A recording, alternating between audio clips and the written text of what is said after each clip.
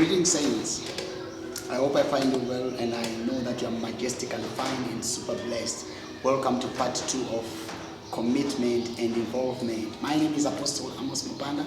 I believe that the Lord is going to bless you indeed and enlarge your territory. You know, we've been talking, those who have watched part 1, you can understand the issue or the basics of commitment and involvement. I explained it. Those who did not watch the video of part 1, I want you to go and search it, look for it. Part 1 is very important. You need to know part 1 so that as we get into this part 2, you get a clearer understanding of involvement and commitment. But I want to zoom into the issue of commitment here. I want you to get to a point of understanding the real reason for commitment. I mean, how do we get committed? You see, how do we get committed? You see, everything that has to deal with your money is commitment. So we commit with our finances. That is the thing that you need to know. First thing, commit with your finances. Wherever your money is, I mean, even in a relationship, relationships sometimes are weighed because of the monetary things that we do to each other. When a person is actually happy with someone, you see them, they can buy gifts or they can do something, which means finances plays an important role, because wherever your heart is, that's where your treasure is laid. You can never say to somebody, I'm committed to you, without showing anything in a material way, which is involving money. Finances are an important role, because you cannot do anything to show your commitment without money. Look at this. If I'm committed to be in Cape Town, if I'm committed to be in Australia right now, I mean, I have to look for that money. I have to get the ticket and I have to go to Australia right now, which shows I was committed to be at that journey. I've seen many people, they spend a lot of money in the world, they'll be doing funny things because they are committed to that. They are committed to parties, they are committed to birthdays, they are committed to those things. But the thing is, wherever you are committed, you spend, you lose, you have to give out something. So that's the part that you need to understand, that finances plays an important role. And the other thing is time. How do I get committed, Apostle Mapanda? How do I get committed? Your time is essential. You need to know that your time is very important. Some people say I'm committed, but they don't even meet an appointment. They don't even meet time. They can't, their time is messed up. So time is very important. The moment when I spend time with somebody, an hour alone or 2 hours, I mean that time I must account for it. It must be fruitful. You must not just use time if you are committed. No. Your time is accountable. You can account for your time. And everything that a committed person does, it actually has good results. That's why you discover a person who is committed always brings out results. Why? Because they value their time. So whenever you give time, it's commitment. Many people, they don't put their goals as a priority. A goal is put in because you are putting time into it. Let's say, for example, somebody is saying, I'm going to school for 4 years. That's time. 4 years is time. And after they accomplish that 4 years, they come out with a degree and then they go to work. You are seated there, not committed to anything and doing nothing, and expect the same result as somebody that used their time. I mean, you have to sacrifice something for you to get something. That is commitment. So in this particular instance, they have sacrificed finances. They have sacrificed their time. You see, it's very important. I might not have finances now, but my time, let's say for example, I have a person, somebody that is in ICU right now. That person might not need money because I can e-wallet or send money via EFT. I can transfer money to that person while I'm sitting here. But that's not important. Sometimes that person just needs my time, the time to be there. It shows commitment. Sometimes if one is committed, they show their time. That's why you see some relationships suffers, because many think it's all about sending a message or actually sending money to a person. No, that individual also requires your time. So you need to know that time plays an important role. Not only finances, but time. Time plays an important role. The time that you spend, the time that you do something, it shows that truly you are committed to it. Look, God took time in Genesis chapter 1. God took time. He started creating things. It was his time. And he was committed to what he was doing.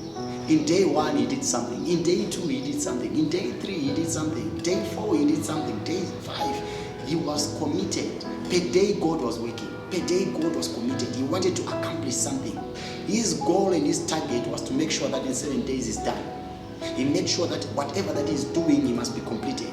That's commitment. When you use your time, you are a goal-oriented person. You make sure that I commit my time in what I want. I study. Most of the times I spend my time studying. The reason why I will be studying is because I commit my time to attain knowledge. I commit my time to gain more wisdom. You can never gain wisdom by saying, now I'm praying, Lord, pour wisdom. No, God will say, go and open up books. When you open up books, you get revelation. And when you get revelation, you get elevation. You can never get revelation and miss your elevation point. So people of God, know that time is very important. Number 3 also, we need to commit with our lives. Are you willing to commit with your life? Some people have lost their lives, like me. I spend time in church. I don't have another life. I've lost what I called life before. Because before, I used to be in a tavern. Before, I used to be drinking. Before, I used to have another life. I lost that life. And when I lost that life, I lost friends. There were friends that were attached to me. So now I'm committed to something else, which means there is a change of things. Life changes, environment changes, friends changes, everything starts to change. There's a shift. Why? Because I committed my life in what I want to do. So life is very important. You commit your life. You can never say one leg is in the old friends and one leg is in the new friends. The reason why other people are not moving, check your life. If you have got friends for 5 years and there's no development in your life, which means you're wasting time. Your life is also being wasted. So you need to understand that if anyone comes into your life, in the first 3 months, there must be a development, there must be a change, there must be an impact, there must be a value adding. That's how you see how you commit yourself, how life is actually made as a part of commitment. There must be a change, there must be a turnaround, there must be a transformation. So life is very important. When you commit life, I'm telling you, everything will be important. Esther committed a life. Esther. If you read the book of Esther, Esther said, if I perish, I perish. That is life. Christ himself, he said, I can give out my life for everyone. He came so that he can give his own life. That is commitment. Sometimes you say, if I'm working for this company, if I'm working for this particular individual, I will do my best. I would rather die of not sleeping as long as we get results. I'm not encouraging you to die anyway, leave. I'm just saying it to make you understand the value of life. You can say to yourself, I would rather not eat and make sure that this thing goes on. When we started ministry, I was not even having time to enjoy anything. After the Sunday service, after the offering, somebody is waiting, looking for money for rent. I have to give from the offering basket. And that time, I'm a pastor. I'm trying to find out, okay, fine, how am I going to pay my own rent? So I had to commit my own life. I have to commit everything that I have. I have to commit what I'm supposed to be doing. So in everything that you are doing, are you committed? Your life has to be committed. Everything that you have to do, you have to commit yourself into it, because if you don't do that, you will suffer. At the end of the day, others will achieve more and you don't achieve more. Life is very interesting. Whatever you put into it is what you're going to get out of it. So if you put in nothing, you're going to get out nothing. If you put something, you're going to come out with something. That's life for you. Never ever say to yourself, other people are now pompous, other people are now proud. No, they are not proud. What they did is, everyone was given 24 hours. All of us have got 24 hours. How do we use our 24 hours? Some, they use their 24 hours to sleep 8 hours, 9 hours. Some, they use their 24 hours to sleep 3 hours. And they make progress with the other things. I start working at around 5. I start doing my things. So around 12, I'm done. I can go to the gym with others. Others, they are waking up, they are coming to the gym. They've never done any productivity there. So by the time they are joining me there, they think we are the same, but the results are not always the same. So life is something that you need to actually put into consideration, that I have to commit myself. When you're doing the things of God, commit yourself fully to it. If you're doing the things that will make you to be somebody in life, commit fully into it. Because failure to commit yourself 100%, I'm telling you, it will damage everything that you're working hard for. Now, the other thing is, you need to commit everything to God. Everything. We are now combining all things now here. Because the Bible says all things works together for good. All things works together for good. All things works together for good. Which means our time works together for good. Our finances works together. All things works. Some people think bad or good works together for good. Not exactly that. I'm telling you in another dimension now. All things works together for good. Which means if I put in 48 hours in what I'm doing, if I put in more time in what I'm doing, which means whatever that I'm doing there, whether I'm making mistakes, all things works together for good. All those who are graduates right now, they wrote corrections. There's no graduate that did not sit down and start to write corrections. Many, they wrote corrections. So everything which is emotional, we need to be emotionally attached. We need to be spiritually attached to what we are doing. We need to be, our spirit has to be there. How can you say you are committed and your spirit is not what you're doing? I love what I do. I enjoy what I do. I develop what I do. That's the commitment part of it. You need to commit yourself emotionally. When I'm now doing the things of God, my emotion is there. It's not like I'm somewhere else. No. I am there. If somebody comes in and that person is not feeling fine, I feel the compassion. Why? Because I'm committed emotionally to it. How can you say you're working for somebody? How can you say you're working for your own goals, for yourself, and you're not committed whatsoever? Every individual that wants to see life changing, that wants to see things moving, that wants to see things transforming, they need to be committed. So emotionally commitment and spiritual attachment. Your spirit has to commit to what you're doing. My spirit is in everything that I do. Your spirit must be in your work. The man behind the camera, the spirit must be in the camera. You must talk to your camera. You must understand whatever that is happening. You must speak to your car. I mean, if you're a driver, speak to your car. Get your spirit connected. You can feel that my car is not fine. Why? Because your spirit is connected to it. You can never say to somebody that I am connected to you spiritually. But when that person is sick, you don't even identify it. There are some people, when they look at you, they will tell you you are not fine. You are not feeling well. Why? Because spiritually they are connected to you. What you prioritize, you will commit to it. So if you prioritize something, you end up committing to it. I have never seen a person who prioritizes something and lack commitment in it. You make it a priority. Make it number one. Don't make it an option. Make it number one. You want to come out to goals. This is how you commit yourself. Many people, they say in January, I want to do this. They write a list of New Year's resolutions.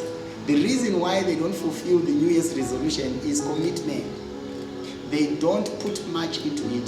They don't actually spend time. They don't make it a priority. If you say, okay, fine, I'm going to be going to the gym. I'm going to be reading 2 books per month, per week. How are you committed to it? You have never studied it. You are not even doing it. How can you put it as a priority? So everything that you put in as a priority, it actually works for you. The other thing that you need to understand is, how can I be committed? How can I be committed? Commitment is not tested when you have abundance.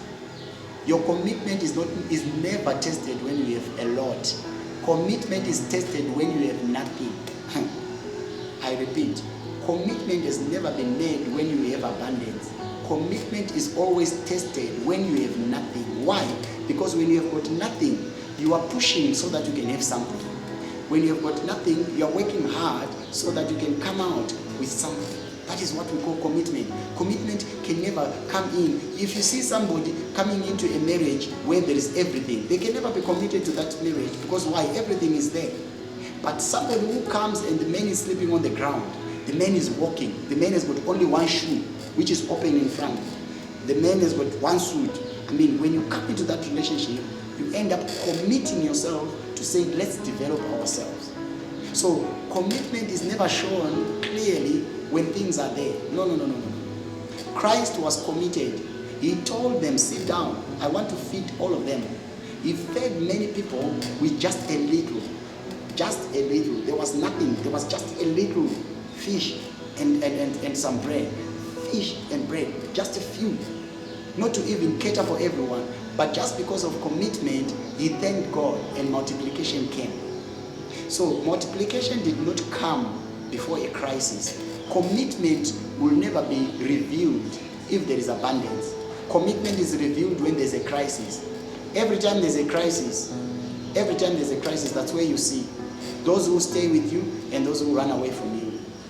Many, they don't know that if you stay committed. I love this man called David Abioye. He is an assistant bishop to David Oyedepo. That man was committed. When the church was nothing, when the church was not having anything, he was committed. He said, I will not let go. Other people ran away, other people moved away, and they were even questioning the founder to say, are you really called? Are you really a man of God? Are you sure that this assignment is your assignment? You see, when you are committed, you are bound to get people who argue or fight your vision. You find people that will fight what you stand for. You find people that will argue with where you are directing your life to. So how do I stay committed? I have to stay committed because I know what I saw. I know what God has in store for me. I can see that God has actually put something in my life. I have nothing right now. That's where Hebrews 11 verse 1 comes into the picture. Faith. Now faith is a substance of the things hoped for, evidence of the things not seen. I love that scripture. Faith is a substance of the things hoped for, evidence of the things not seen. In other words, I'm not seeing my prosperity, but I've got faith that I will get it. That's commitment. So I commit myself in developing myself. I commit myself in developing everything that actually is around me, so that at least I move with my environment. You need to move with your environment. If you want to stay committed, even you as an individual, you can feel it that I am doing it, but the situation does not allow it. I am doing it, but the situation does not permit it. Some, they don't want to see you progressing in life. They are fighting what you are designed for. They are fighting what you are standing for. So, like I said, commitment does not come when there is abundance. It comes when there is nothing. So how do I stay committed? I stay committed because I know where I'm going. I know what I'm supposed to be doing. Let's say, for example, you're moving from Bloemfontein to Cape Town. Along the way, there might be construction. People who are making construction, they might stop your car for some time. They can allow cars to come in. You might find roadblocks. Police officers can stop you. But that will not disturb you to reach to Cape Town. Why? Because you're committed. You can't say halfway when you get a roadblock and say, let me go back to Bloemfontein, let me make a U-turn. It shows you are not committed in the first place. You were going somewhere, but you were not committed to it. How do I keep myself committed? Avoid to be involved. Because involvement keeps you busy without productivity. Avoid being involved. Avoid being involved. You might have people around you and tell them where you're going, that's where I'm going. I remember one day we were at school. We wanted to organize a riot, and I said to the individuals, guys, let's go to the office of the headmaster, let's go and demonstrate. So I was the one in front, and I was saying, come, let's go, let's go. So the guys were following me behind. By the time when I knocked the principal's office, the moment when he opened the door, I said, we have come. We want to speak to you. Then he looked at me and said, you and who? I looked behind and I saw that I'm alone. The guys had left me already. The time when I looked back, I saw that I'm alone. Then he said, it's you and who? You want to speak about what? Because I didn't check the guys that, am I moving? Am I still moving with them? Sometimes in your life you need to do a checkup. You need to see, are you still with the same people? Are you still moving with the same crowd? Or they have actually dropped along the way? That's how you can see the level of your commitment and the commitment of the others around you. So the moment when you are driving towards a certain cause, there are stages that you need to know. Stage number 1, you still have everyone. Even your society is there. Your family is there. Stage number 2, your family hates you for your progress. That's general. The first people to hate you is not the outside people. It's your family. They will tell you, why are you wasting time? What have you been? What are you doing? Do you think that thing will make you successful? Do you think what you're doing, why can't you do other things? Other people are doctors, other people are nurses. Why can't you go there and do it? They don't understand where you are directed by God. So the second stage is family will start to hate you. The second thing is you find people that will use you. But during that time, the third time, when you are being used, that's where you gain experience. People will think they are using you, but you are gaining more experience. Why? Because you are committed. You are gaining. You are the one gaining, though others may think they are using you, but you are also gaining. A committed person will never give up. How do I maintain my sanity? How do I maintain myself in that situation? Yes, I'm being used, but one thing that you need to know is the time when you are being used, that's where God is revealed more. I looked at a man called Joseph.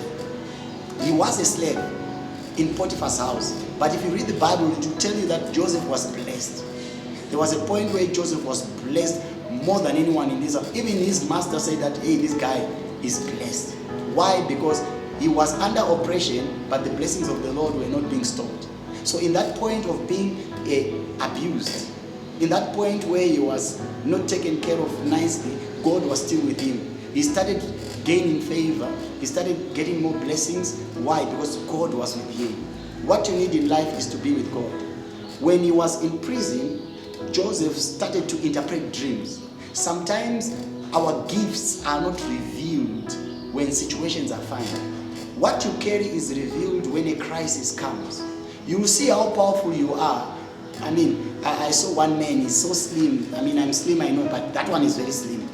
The guy is slim and he's very short. So this guy, one man pulled the wife of this guy. The guy said, let's fight. I looked at this man, I said, you want to fight this mountain? Then said, I want to fight. Why? Because the courage came, because something that belongs to him was touched. When a crisis comes into your life, that's where you see how committed you are. You don't let go, but you say, I will fight for what belongs to me. I will make sure I will get what I'm supposed to get. Joseph was in the prison where he was in bad conditions, but he was actually interpreting people's dreams. That news was spread abroad. Your news is not spread abroad because you are in a nice condition, you are in a nice environment, you are in a nice place. No. Your news is spread abroad because you are in a hostile place. You are in a place, okay, fine. When Jesus was born, the star, was it seen in his town? No, the star was seen from a distance. There are people who saw the star from a distance. Why? Because every time something is born inside of you, there is something that develops. There's a new thing that happens in your life. I want to give you the 7 things that I put down here. There are 7 things that I want you to know about commitment. And number 1, a committed person is a goal-oriented person. A committed person is a goal-oriented person. If you know, that's why I was saying, you need to know how can I stay committed. So number 1 thing is you have to have goals. Write down your goals. Write down the things that you want. Pursue them. Somebody came to me and said, I want to be a secretary. Then I said, okay, fine. You want to be a secretary? When? He said, anytime from now, I want to be a secretary. Then I said, do you know how to operate a computer? No, I don't know. Do you know how to answer the phone? Which phone? So at the end of the day, I have to ask the person, you are not serious with what you want to do. I have a goal. You want a car, you are going to church, you are praying, Lord bless me with a car. You only have a TV license. Why can't you have a driver's license? Prepare yourself and have a driver's license so that you can now pray and the prayers can be answered. So you need to be a goal-oriented person. So a person that is a goal-oriented person is a person that knows where they are coming from and where they are going. They know exactly what they want. Number 2, a committed person has loyalty. If somebody is committed, is loyal. That person, whether you are there or not there, they are still loyal. Be loyal to you first. Don't be loyal to other people. You can never be loyal to other people if you are not loyal to you. Same applies with love. You cannot love other people if you don't love yourself. It's very impossible. Truly impossible. Very much impossible. You first of all love yourself. You first of all be loyal to yourself. Be loyal to yourself. Have loyalty. Do some things that people will be wondering, how did you manage to do this? In all these things that you are passing through, how did you manage to do it? Yes, because you stayed loyal. Number 3, a committed person accepts no excuses but excellence. So if you are committed, you don't have excuses. People who have got too many excuses are those people who are not committed. Have you ever seen an uncommitted person? Whenever there is a situation, they try to run away. Whenever there is a situation, they try to find excuses. A committed person does not have excuses, but they have what we call excellency. A committed person always covers some things. A committed person always comes into the picture and tells you that, you know what, we are going to make it. I know that we don't have money right now, but our company is going to make it. I know we don't have money right now, but I know we are heading somewhere. A committed person seeks for excellency. They don't seek for excuses. Many who get to you and give you excuses, they are not yet committed. I always fight with pastors in my church. I always tell them that for you to get into my vision, you need to have a spirit of excellency. Because where we are going and what we are doing, it needs you to be committed. If you are not committed and you are involved, you always come with excuses. No, we don't have a good mind. You are like a footballer. When he misses the goalpost, he always blames it on the shoes. You know, this type of shoe is not good. This type of ground was not good. We are used to our former ground. No, you are not committed. If you are committed, whether the road is tough, whether the ground is a mess, you always bring out your best. So that is something that you need to know. Number 4, it's not just a word or a promise, but an action. Commitment is not just a word. It's not just a word. It's not just a word. It's not just a promise, but it's an action. If one is committed, you will not say, I will do it. Then you don't do it. No. If you are a committed person, when you say yes, it's a yes. When you say no, it's a no. If you are a committed person, when you want to move, you move. If you want to do something, because you are committed. That's why I said it's not just a word. You can't come to somebody and say, I commit to you. Let's get married. I'm committed to you. Along the way, when money is not in the house and you say, I'm going to my father's house, it shows you were not committed in the beginning. You were not committed, you were involved. That's why many are involved in relationships. They are not committed to relationships. They are involved in relationships. Many are involved in marriages. They are not committed to marriages. Why? Because when a crisis comes, they run away. They move. They will tell you that, I'm going to my father. You took me from my father's house. I was having Brazilian, Italian, Kenyan, Zambian, I don't know whatever wave it is. But whatever it is, a person will actually say, I was comfortable, I was fine. You need to move from there and commit yourself. Whether we have something, whether we have nothing, commit to the marriage. I love Paul. Paul came and he said that, I know how to sleep with food. I know how to sleep without food. I know how to sleep with, to walk with shoes. I know how to walk without shoes. I know how to have, and I know what not to have. Wow, that is a powerful statement. He knew all those situations, but he was still committed. So at the end of the day, imagine if I was like Paul and Silas and I'm in prison, and those guys, Paul and Silas, were highly anointed, and God and the Holy Spirit was speaking to them directly, not indirectly. God was speaking to those people, and those people were actually ordained by Christ himself. Now imagine, the time when they were in prison after being beaten, they motivated themselves. The Bible says the midnight hour, they started singing, they started worshiping. I mean, that is commitment.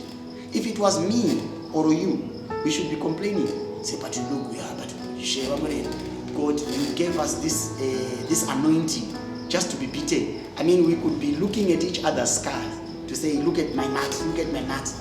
But Jesus is not fair. But they did not speak about that. Why? They were committed. They started worshiping God. They started praising Him. They started worshiping, Lord, thank you.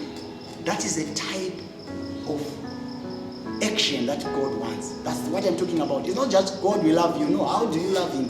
It's not like, God, we are committed to you. How are you committed to Him? Look at Job. Job, everything was taken away from Job. Job suffered.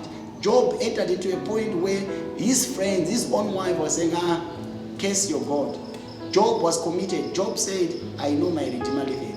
You see, there's a time where you show how God is important to you. You show how your goals are important to you. You know that even when people are laughing at you, I'm going to get there. I remember one day I was in a tent.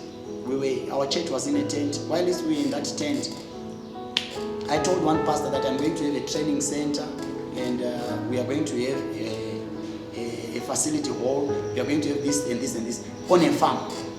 And that time I'm speaking about a farm. And he looked at me from head to toe.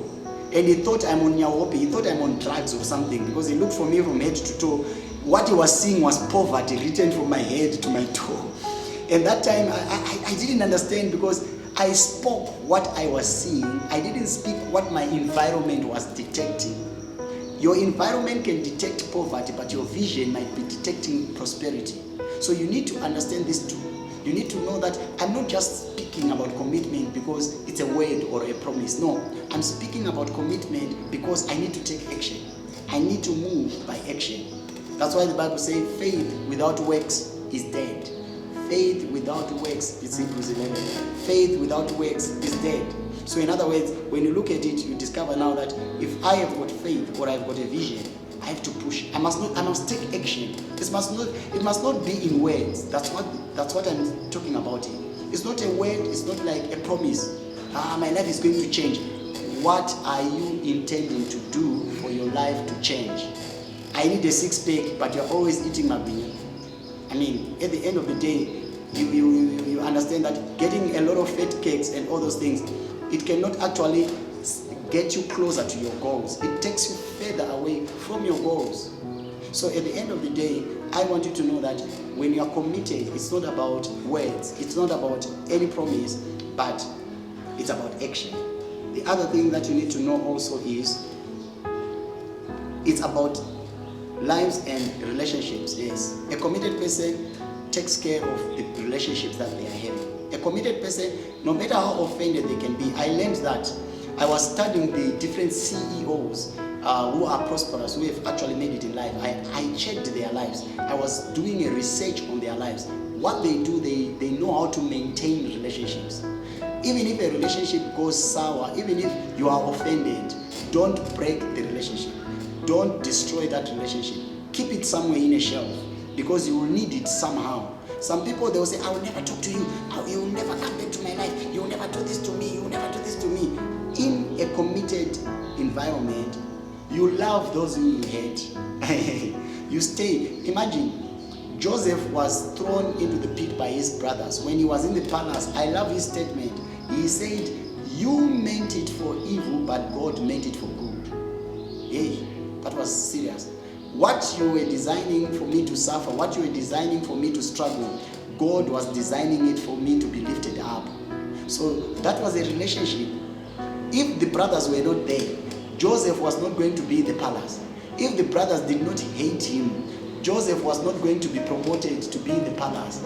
But just because there was hatred which came in the beginning. So people of God, I want you to know that it's all about lives and relationships. And also it brings joy, fulfillment, and productivity. It brings joy, fulfillment, and productivity. Commitment brings joy. Commitment brings fulfillment. Commitment brings productivity. So the moment when you are fulfilled, the moment when there is productivity, know that you are committed. And the last one is, which is number 7, commitment has no limitations. When you are committed, you cannot be limited. When you are committed, you go further. Nothing can limit you. I am committed.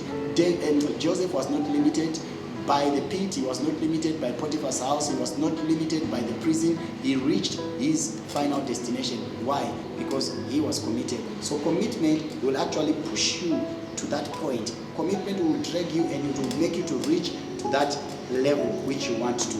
Look at David. David was not limited because he was neglected. David was always outside. The brothers were in the house, but he was always with his father's sheep. But at the end of the day, he is the one that defeated Goliath. Because during that time, he was gaining more experience. There is a time when you need to run away from people. There's a time when you need to be far away from people. You need to isolate yourself.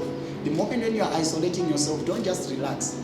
Use your time. Commit yourself. Set your goals. Set your vision. Review your vision. Review where you are going.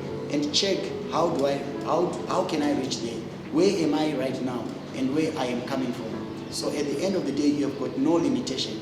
The only limitation for a man, the only thing that limits us as human beings, we look in the past, we try to sort out things that are in the past, but we forget that the past is in the tomb, but our tomorrow is in the womb. So at the end of the day, we need to know it, that whatever that has happened in the past, whatever that took place in our past, we need to leave it there. We need to focus on our present and review and open up our future. So people of God, I believe my 15 minutes is up right now. May the Lord continue to bless you and enlarge your territory. So, shalom. God bless you. Let me see you on part 3. Jesus is Lord.